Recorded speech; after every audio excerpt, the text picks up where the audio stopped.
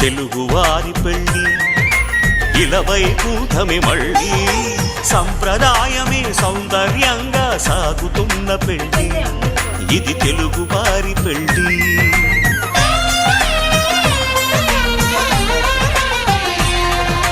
తెలుగువారి పెళ్ళి